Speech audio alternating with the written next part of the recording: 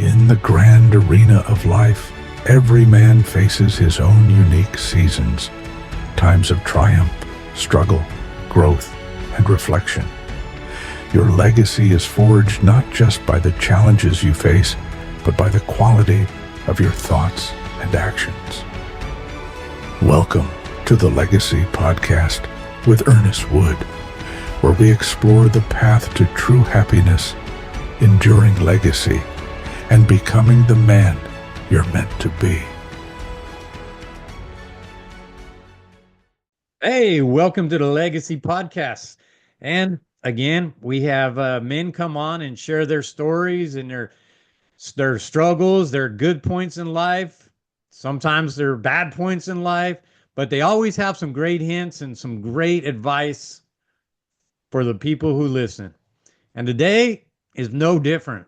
We have Per, and he is a life coach, mentor, a visionary leader, and he's dedicated to helping men transform their difficulties into opportunities for growth. I think that's awesome because so many people look at difficulties and obstacles as like a block and they can't get by them. But those are stepping stones, man. Those are stepping stones that we need in life to make us stronger, better people. Per also has his nonprofit, Rocking Life, and I'm going to let him talk a little bit about that. So, welcome to the show, Per. Hey, thank you so much. And thank you for hosting me on your podcast. Hope your listeners going to get some value out of this. I've gotten a lot of value myself from podcasts and from other people's stories. And I have a story to share. I truly think that difficulties in life, a lot of times, sadly enough, a lot of people, a lot of men that I work with end up in downward spirals for years and years and years. But those difficult times can be turned into opportunities, like you just said. You can find a lot of times, my mentor, my coach, and John Maxwell has written a book called Sometimes You Win, Sometimes You Learn, not lose, but you learn. And I would say my experience is that most guys that I work with, they have learned a big lesson when they went through these difficult times. And it's usually that time where you're receptive to learning. A lot of times when you go about life and have everything together, sometimes you're not receptive to learning. So sometimes you're forced into learning. So that's what I was when I was going through divorce 9 years ago. Most difficult time in my whole life, dealing with depression, suicidal thoughts. But the most important thing was that I had 5, 6 friends in my life that reached out to me and helped me on that journey and turn that downward spiral into an upward transition and transformation. That's awesome. So, your bottom point was your divorce in life. How long were you married on how long were you married? I was married for a little over 20 years. I have 4 kids and had just moved from Sweden to the US. Oh, And then okay. my ex-wife filed for divorce, and so it wasn't my choice, but it's something I had to navigate. It was very, very difficult, so to say the least. How did those friends help you out? The problem is that a lot of guys, they don't want to reach out to ask for help. A lot of guys, they try to fix it themselves, and a lot of guys isolate. And I did the same thing. I isolated. Fortunate enough, I was already before the divorce part of a small group in my church where I was forced to tell them because my wife didn't show up anymore. So, I told them I was going through a divorce. And it was 3 guys there that showed up and they invited me for lunch. I invited me over for dinner. One of the guys, after I had spent 6 months or 9 months in Airbnbs after the filing of the divorce, he asked if I wanted a roommate. And to have those guys in my life was so important because I did not have to ask them for help. They actually reached out to me and saw through my masks. A lot of times we men try to show that we have everything together, and very few people could actually see that I was in extreme pain. I tried to kind of like have these masks up, pretending to have everything together, not showing any emotions. I didn't know how to show emotions at that time anyway. It was like I was very, I would say, trying to people please, trying to show that I had everything together, and I wasn't. And my card house was just falling apart.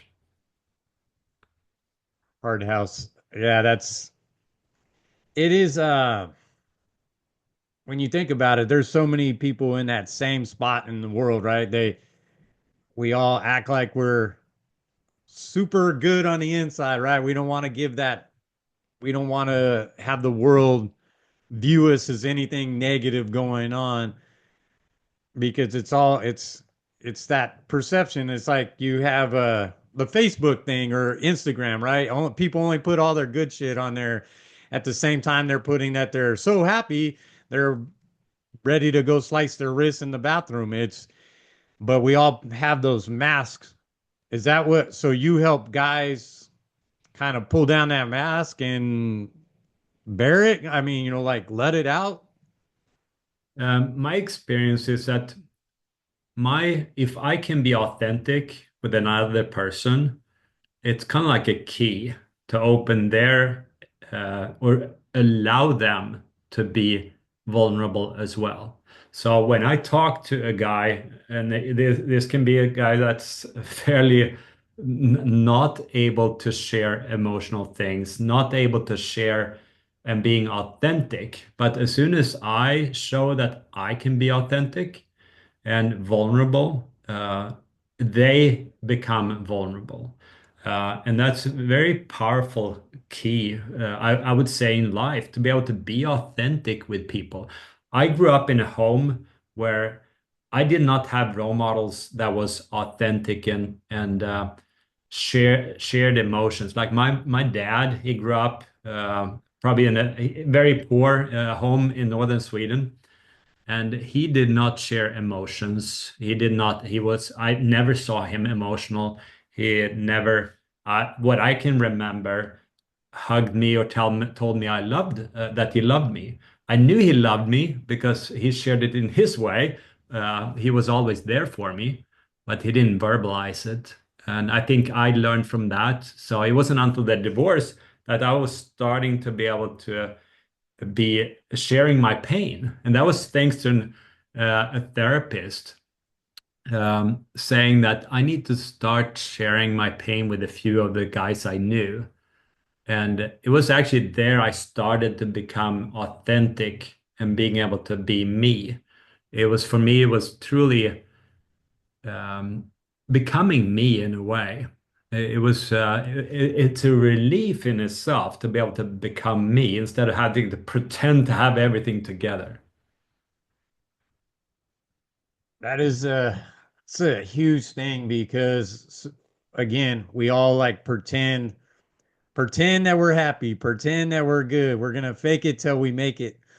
And a lot of us were taught growing up, especially the guys for a little while. I think in our generation, right? Suck it up, rub some dirt on it.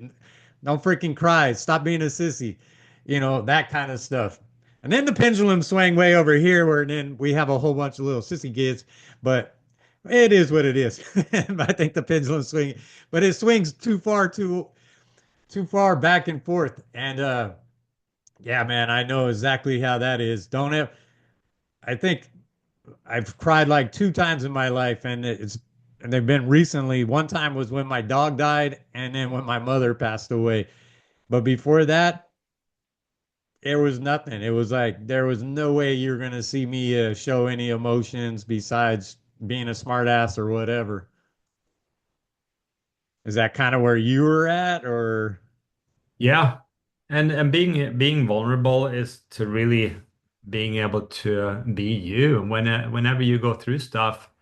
I think it's important to be able to share that with a buddy and to be able to be emotional when you have emotional events. If things are, for example, my dad passed away 25 years ago, and I was, I don't know, I did mourn, but I don't know if I cried, truly. But since 8 years back after the divorce, I've had, many difficult events where I've definitely cried and been emotional. So emotion, that's what human beings are. We're emotional beings. And I also to really learn to have male friends. During my marriage, I forsaked a lot of my male friends. I had my family, had my wife and my kids, but I did not have a lot of male real friends where I could be me. And I think my experience is that a lot of guys, they don't have close friends. And my pastor just a few weeks ago said that if you're a person that don't have a few friends that knows everything about you, you're gonna have a very shallow, probably boring life and empty life. And I think there's a lot of truth to that. I think that's a huge, huge thing. A lot of us, we have those superficial friends, right? Where we could go grab a drink with them or we go hang out at watch a football game, but we don't ever, you might talk about work or talk about or bitch about the wife one time or something like that, but they don't know what's truly going on in your life. It, it is good to have that relationship, somebody that you can go, hey man, I'm struggling today and this is what's going on. Yeah. No, it's and I hear that from the guys I coach and mentor. I coach men both one-on-one, but also in group. Actually, group coaching is very, very powerful because you have a group of guys getting to know each other, and you can share being you in the group and share difficulties and share wins. But to be able to start doing that is a process. It takes time to learn how to be authentic, how to share who you are, and making friends takes time. At the time of my divorce, I did not have a very close relationship with my kids due to the divorce and things that went on in the divorce. So I started studying a book called Everyone Communicates, Few Connect by John Maxwell. And here in there, he has 5 principles of connecting. And one is on common ground. Another one is about being authentic. But learning those principles of connecting and being intentional about that with every person you meet to learn how to make friends is so important. But it is a skill, and a lot of people don't have that skill, how to learn how to have friendships and how to develop friendships, how to make friends. And loneliness in this day is it's so bad. So many men don't have friends. And that's another thing I teach, how to have good friends. So give us a little advice how do we make friends? What is the first couple of steps on getting out there and making some friends? If you don't Yeah. mind. Uh, to the first principle is common ground, and it's really to be curious about the other person. It's asking open-ended questions, which is a question that can't be answered with a yes or no. But a lot of people, for example, let's say one of the listeners go out for a date. A lot of times, all they talk about is themselves, and they're not going to get a second date if all they do is just talk about themselves. If you're curious about the other person, if you ask questions and also kind of like peeling an onion, when you find something that you have in common or something that you're interested in, try to peel that onion and ask more questions, like a follow-up question. What is it about this specific thing that you guys are talking about? And try to get to know more and more and more. It feels very nice when someone is interested in you. That feels that that you're interested in them, that you value them.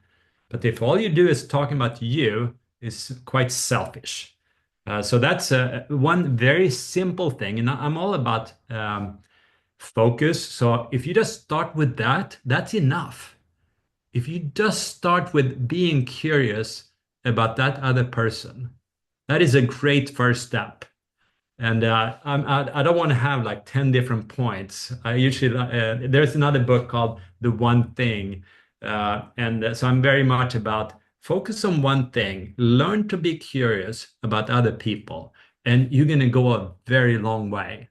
If that's the only thing you learn in this podcast, take that with you.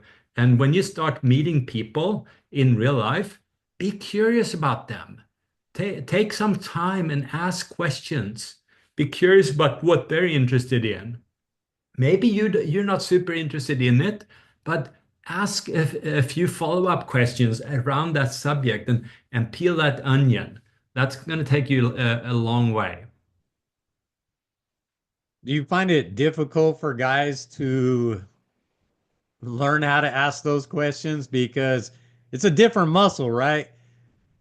When most of us are just guys don't talk a lot. I mean, it's proven. Like the amount of words we use compared to a woman, it's like a fourth, right? And so for me, I know I'm super bad about it. Like when the wife asks me a question, I'm like, yeah, what about you? You know, yeah. You know, do you find a lot of guys are in that same boat where we just lack that communication or lack the words?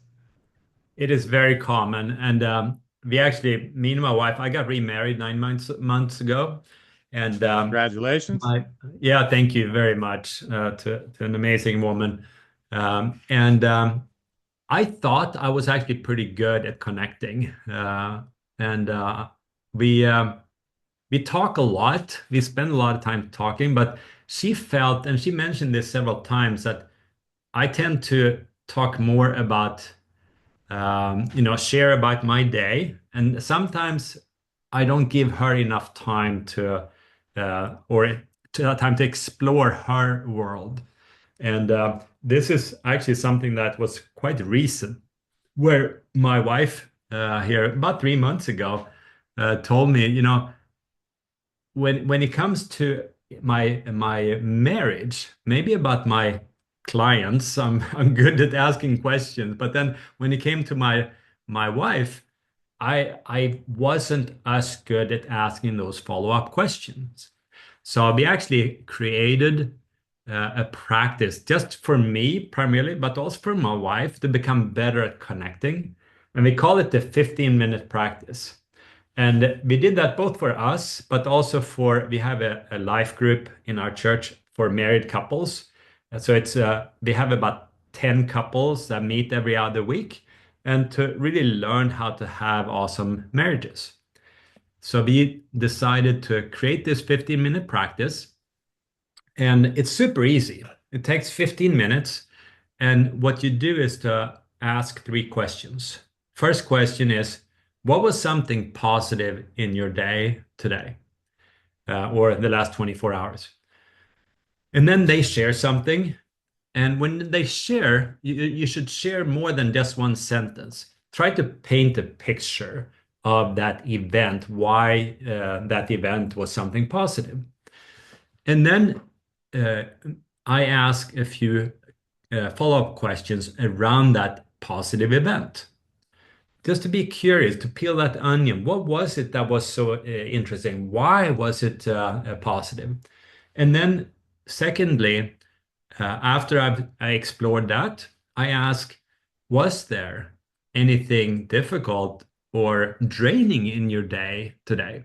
And that should not have to do with your relationship, because that can become a little bad spiral. So this exercise is there to learn how to connect. And then they would possibly share something that was draining. Not every day you have something that's draining, but maybe today they had something at work that was draining. And then again, ask a few follow-up questions. And then you reverse roles. So the other person does the same thing. And then lastly, we do a gratitude practice, just sharing what was something that you're grateful for. And that takes about 15 minutes. And we recommend couples that want to have better communication, which are most relationships. Even couples that think they're good at it have said afterwards, wow, I didn't realize I was not a good connector. I didn't realize that my wife did not think I valued her by listening, becoming a good listener.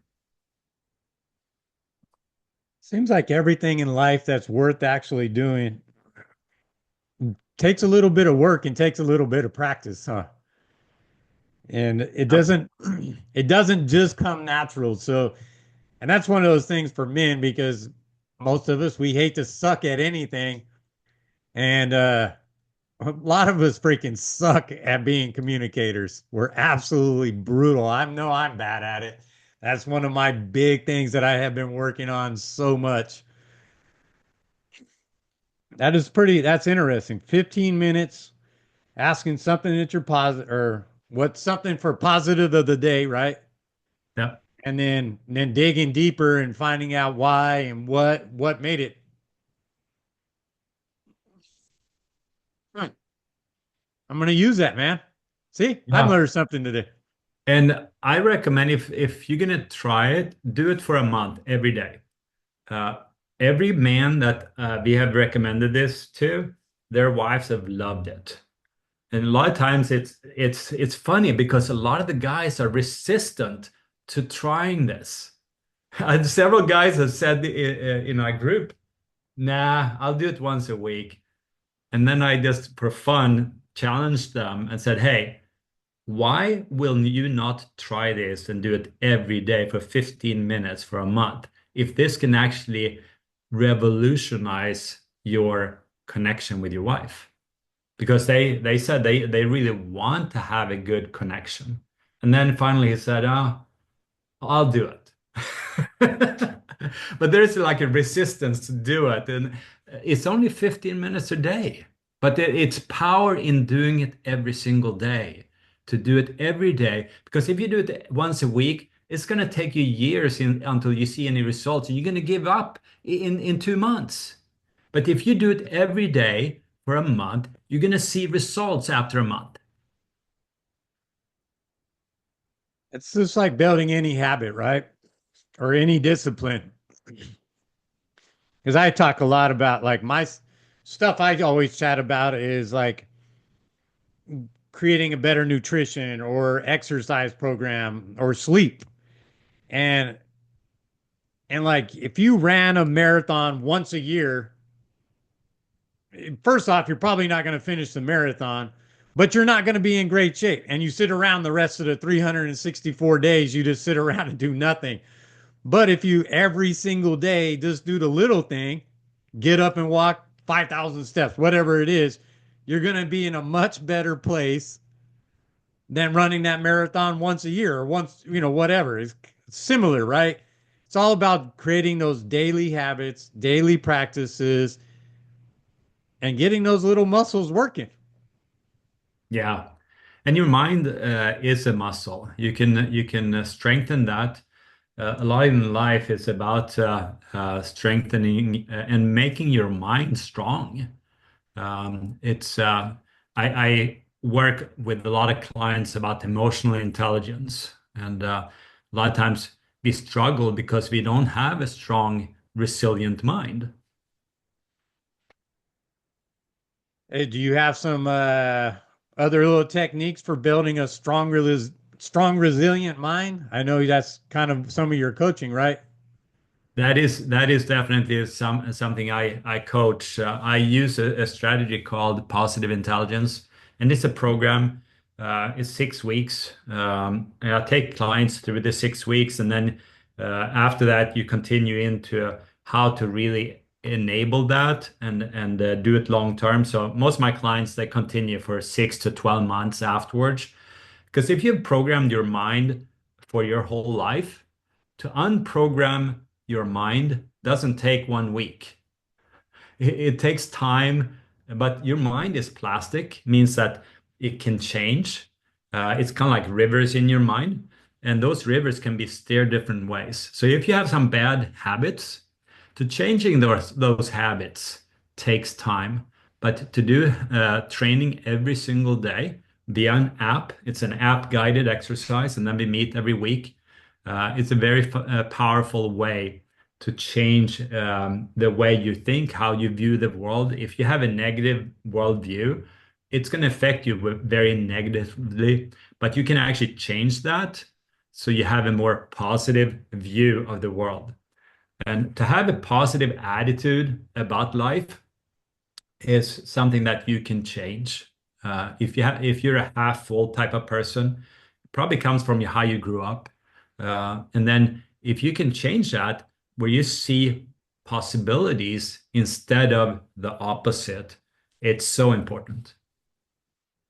Oh, I think that's the biggest thing in life, man, is changing or having that mindset shift because, and especially in today's world, like there's so much negativity, it's always thrown out there, right? Fear, negativity, this side versus that side. But that's all the shit that sells, man. That's all the stuff that, you know, they're paid programming because that's what everybody catches on to, you know. But it it is easier than most would think to actually shift the mind. It just matters what you focus on. Like if you always focus on and if you're always exposed to the negative stuff, then that's what you're gonna get. Yeah, no, it's very, very true. And that is part of the training that I take guys through. Because a lot of times when you go through a life event that's very difficult, it's important to have people around you that believe in you. It's most guys they isolate, but when they go through an event, a lot of times they are if they get the help, they're receptive to hearing and receptive to change, and that's a lot of times what you need. A lot of times when you're everything is busy in life, a lot of people are not receptive to change. They're kind of like stuck in that river of the way they've done it in the past. That's the way that they're going to continue doing things. But then when they realize it doesn't really work anymore, and they're like their world is in a chaos, a lot of the guys are becoming more receptive to seeing that maybe there is another way to do it. It's almost like we get comfortable just it is what it is. We know it's not great, but it's comfortable. It's not anything pushed until it gets so bad that you're willing to change. It's like what's that old prophecy where they talk about the kid getting held underwater and when you're wanting to change morning or when you're wanting to change as much as you want to breathe, that's when you change. That's when you do whatever you're gonna, that whatever that is. And so many of us are just kind of floating just slightly above water where we're not truly breathing, but we're surviving. And it is what it is. Yeah, well, it takes work to change. Change isn't always easy. It's like when you're in the ditch and you're kind of like flowing with the river to get out and make changes. It can be that you're addicted to something. It can be that you're addicted to porn. Maybe it's alcohol. Maybe it's other things in life that you're addicted to. That your body is that you don't have control of your mind really when you're addicted of stuff. And to be able to get out of that ditch is not easy and very, very difficult to do it by yourself. But if you have friends around you, if you have a support community that holds you accountable to that change, if you say, I want to change, I want to change this, and I want to do this together with a few other guys, that is super powerful. And when other people believe in you and want the best for you. But to do it by yourself and try to fix it yourself is usually very, very tricky. Yeah, man. It took me, I think it was like 40 years old. I started looking in the mirror and I'm like, dude, you suck. Like, I did not like the guy I looked at in the mirror. So I read tons of books and I went to, do tons of different things. And I kept falling back, doing the same crap.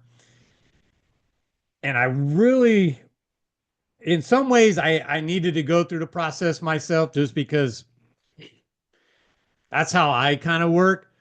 But I know if I would have had a coach, it would have been a lot easier and a lot faster. And it's not, I guess I shouldn't use easier. It would have been way more proficient, right? I wouldn't have had to fall backwards so many times.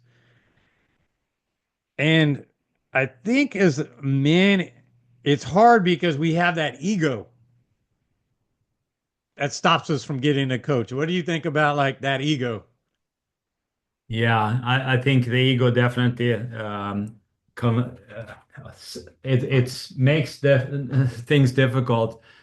Um, to overcome the ego is a tricky thing. It's to letting go, to surrender. For example, in AA, they talk about surrendering. Um, and that's not easy. It's a lot of guys struggle at that point in their AA recovery.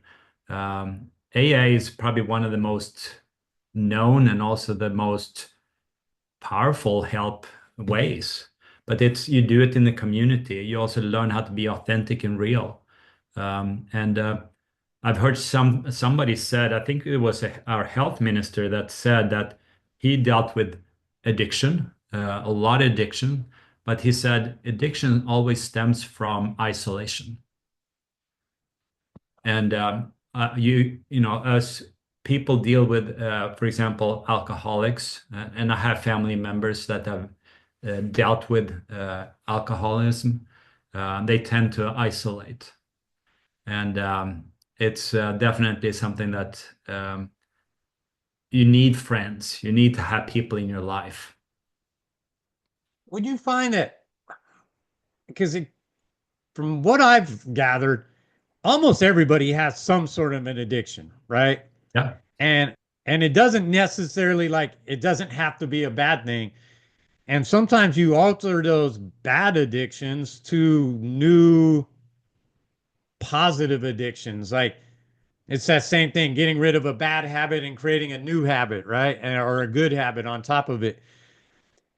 Um, like I had some addict addictions. I was addicted to like flirting with people and I needed the attention. And then I even did the porn thing for a little while, which was just stupid. Like it was like every day. And but it's so unsatisfying. And then once you finally get that broken, like I changed it to working out, being healthy, learning, like getting knowledge. So those are my addictions now. But do you find it that most people have an addiction? Like it doesn't have to be a bad one, but some kind of addiction. I think we all have we're dealing with different weaknesses, and one thing that I try to do when I find something that I have, for example, I like to have a beer every now and then. I don't drink a lot of alcohol, but I like to have a beer in the weekend. But if I start feeling like I want a beer during the week, I'll take 2 months of no drinking or 3 months.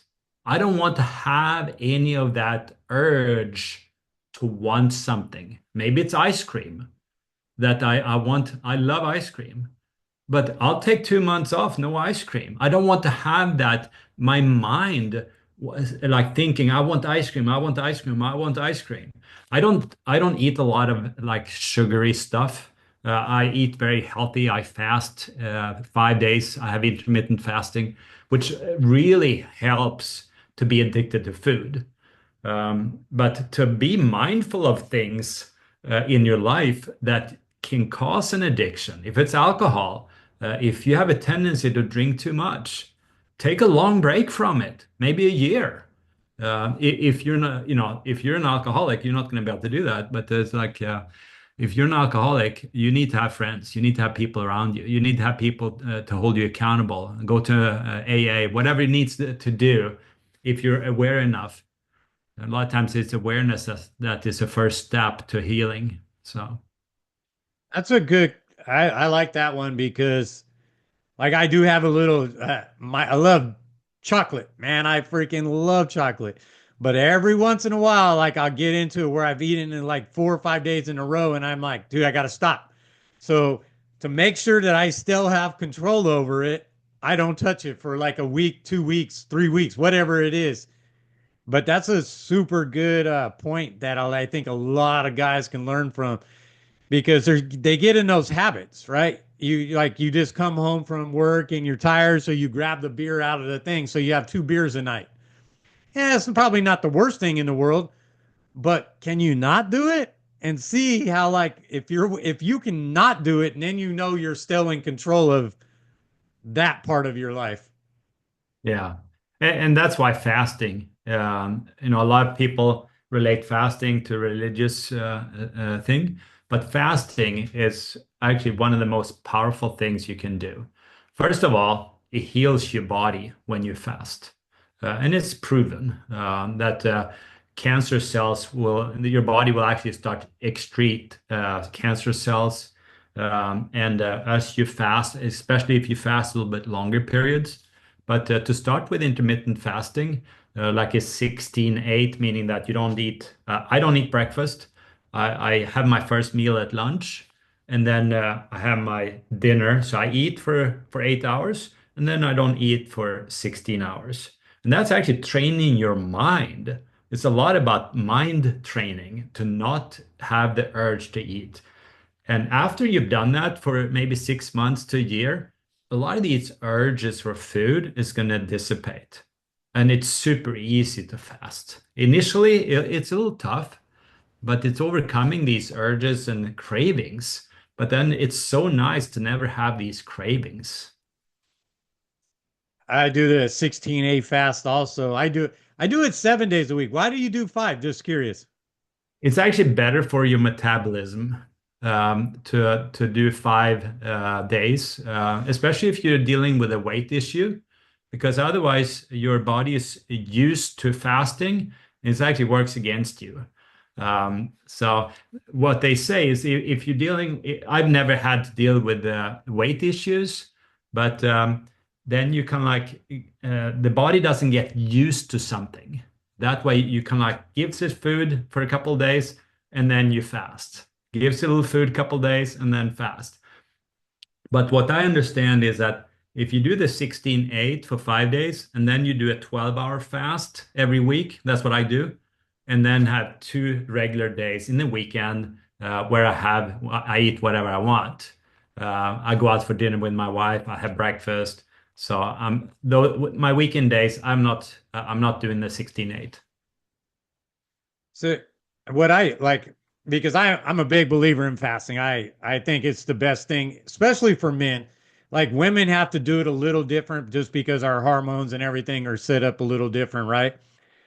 I do mine. I do the 16-8 7 days a week, but then what I do to switch it to keep everything going is I go on a 48 or 72 hour fast like once a month, and then I bring it back around.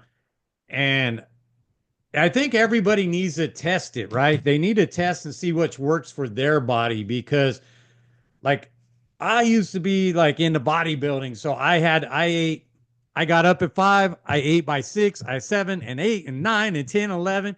So like my body, I was controlled by, I had to have food. And I was the grumpiest bastard in the world if I didn't have food on the hour. But now, like, I could go days. It doesn't matter. I don't eat. Whatever. It is what it is. And again, it goes back to what you were saying earlier, kind of having that control over yourself, right? Instead of having the food control over or the food controlling you, you're actually controlling the what you put in. Yeah. And the biggest reason why I do 5 days, not seven, is because I'm married and I want to be able to have a normal life or like be able to have breakfast with my wife in the weekend. So it's that is my main objective. So, but I've Yeah. heard that having those 2 days is actually beneficial as well. So Yeah, like I agree, man. Like whatever, if that works for you, that's and you found something that works for you. You have that, you enjoy that breakfast with the wife, and I think that a lot of people should just at least try the intermittent fasting. That's what I always tell my buddies and anybody I work with is try the intermittent fasting, get to 12 hours, try to get out to 16 hours, and then find what works best for you yeah. because everybody's going to be a little bit different, right? We can't like everybody can't just go on the red meat diet. Everybody's not going to feel good about it. No. And I've had some friends. I was actually introduced to fasting by two friends. One is a cancer doctor. He's 70 years old. He's been doing research on fasting and cancer his whole life. And there's so many pointers and scientifically proof that fasting will actually reduce the risk of cancer. And then, yeah, go I was ahead. going to say they say I read this study, one 72-hour fast in just one in your lifetime can reduce the chances of cancer by like 40%. And if you do it annually, like an annual 72 hour, it's up in the like high 75, 80% area, right? Yeah. And then I had another friend. He only did fasting once a week for 40 hours. And the reason was that he had a lot of joint pain. And I think he was around 40 years old and dealt with a lot of joint pain. But whenever he fasts 40 hours every week, the joint pain is gone. And a lot of times the inflammation will actually be reduced when you do fasting. So there's so many benefits. And Yeah. like human beings, we were not made to have access to food 24/7. Like a few hundred years ago, we were lucky if you had food every other day. And to have this food access and especially a lot of carbs, it's not very normal for our bodies, how we actually were, historically made. No, I 1000% agree with you. Let's shift gears real quick. We'll talk about your nonprofit. Yes, so Rockin' Life is an invite-only organization, and why it's invite-only? It's because it's really an organization to help men to go through difficult times, and a lot of times it actually stems from when I went through those difficult times 9 years ago, where I had six guys in my life to support me. Um, and to be able to reach out to another person in your life, a lot of depression, a lot of mental illness, I think comes from that you are very much thinking about you all the time. But when you can start helping other people, and this is proven scientifically as well, I usually tell my clients, a lot of them are dealing with anxiety, depression, and that's a lot of times when you're not present, you're not able to be, you don't think about other people. All you think about is you. But when you can start thinking about other people, a lot of these thoughts move away from your pain into helping others. And when you can start helping just one person, if you can just help one person uh, in 1 year, maybe it's a friend of you that is also struggling, but you start helping that person, you're actually going to be helped more because you start helping someone else. And this is also proven that depression will be reduced if you start helping other people. So that's usually what I recommend, guys. Go out to a nonprofit and start helping people. So that is really what the nonprofit is about, is to one man helps another man. Man, it it's almost like being helping somebody is almost being selfish, right? Because we know it's going to come back around and help us. Yeah, it is. So that's awesome. So how long you been doing the nonprofit? We started it 6 months ago, so it's really in the beginning stages. Kind of like now, it's like a baby. So this first 2 years, we're building a foundation, and it's when you build a house, then the most important thing, or one of the most important things, is to build a solid foundation. Because if you don't have a solid foundation, when the wind starts blowing or it starts raining a lot, or you have some really bad weather, that house is going to fall over if you don't have a strong foundation. So that's what we're doing now, is to build a solid foundation and a structure that works well. So it's an online community. We do have offline meetings as well. If you have a group of guys that wants to meet locally, and that's what I see long term, that it will be both online but also offline. So that's a nonprofit. And then I do coaching, individual coaching and group coaching as well, in groups for men. And a lot of it has to do with connection. That's kind of like my superpower, because I was so lonely 9 years ago. And I really, it's such a big problem in society today, loneliness. And to learn to connect is a skill that you can learn. And that's really where my huge passion is, and also really, and that comes with it. If you don't know how to connect, it's very, very difficult or impossible to have a good marriage. And so I have a big passion for helping guys have solid marriages, solid romantic relationships, solid friendships. A lot of people, they think because we're connected to everybody now all the freaking time because this wonderful phone, right? But it's not even as that's like a false connection. It gives us, but I mean, we can use it, right? Same way that we're using our technology right here on Zoom to be able to connect and talk. But you got to use it correctly. You got to, like, what's the whole saying? You use technology, don't let technology use you. And it's the Yeah. same thing we've been talking about with everything else all day long. The don't let the food use you. Learn to control that. Learn to control the technology. So, Per, go ahead and give us your three big keys to having a better life, to doing better. What would you suggest to the men out there? Three things, and then how we can contact you. I'm just gonna do one thing, because I'm a Okay. big proponent of the one thing. And it's back to connecting. It's to be curious about other people. If you don't take away anything else from this podcast, take that with you. To ask questions, be curious about other people, be curious about your wife or husband or whoever is listening.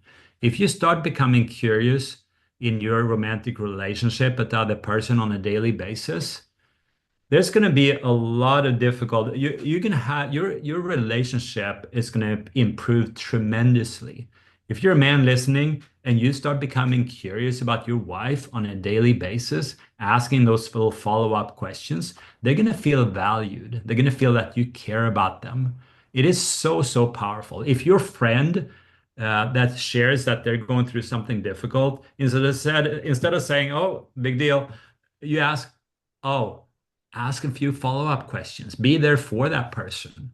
Maybe it's a family member, or maybe it's a colleague that you barely know. To ask a few questions. So be curious about other people. That's my thing, and that's going to go a long way.